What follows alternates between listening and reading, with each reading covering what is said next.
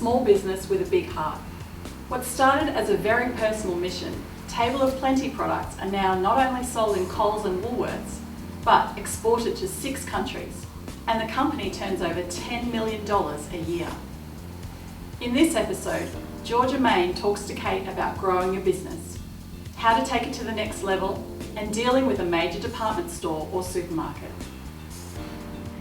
We have the lovely Kate Weiss in from Table of Plenty to answer some viewer questions.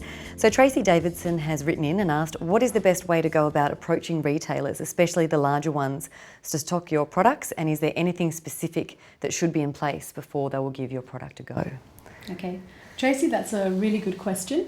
There's so much to know about kind of supermarket reviews and so on. I could, spend a whole day, I think, on them.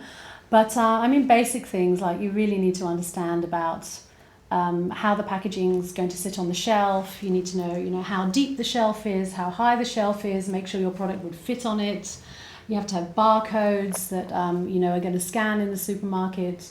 You need to understand a bit about what pricing you want it to be on the shelf, how much margin you're going to give the retailer, how much margin is going to be left for you. There are many things, and if you don't have the basics like a barcode or a product that's going to work on shelf, they obviously wouldn't look at it. Apart from that, you just have to knock on the door and keep knocking until they give you a meeting. Bit of persistence. Exactly, a bit of persistence.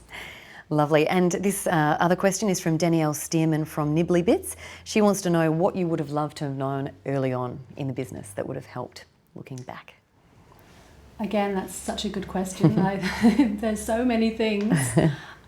Just to try and think of one that I would really have liked. I think, if I could put it in a nutshell, if I'd had a mentor or somebody who could have given me those books, The Idiot's Guide to Microsoft, I could have done with The Idiot's Guide to working with the supermarkets. That would have been really useful. Because there are... Maybe you could write that now. There you go. Authored by Kate Weiss. Because there are so many little nuances and things we were talking before, all the jargon. You sit in a meeting and they start throwing these acronyms at you and you're just scribble them down and then you... What does it mean? Exactly, what does it mean? You know what it's like when you've been in an industry for years, you don't realise you're using jargon. But when you just come into it, it means nothing to you. So I used to scribble down all these letters and then go and try and find somebody and say, what does MLOR mean? Which means minimum life on receipt. I'm glad you said that because I didn't know. Which probably still doesn't mean anything to you. Yeah.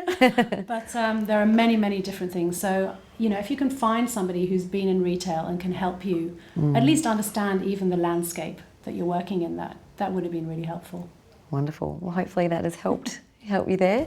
So also, if there's any other questions that you'd like answered, you can head to the website, which is AusMumpreneur.com, or send us an email, which is at hello@AusMumpreneur.com.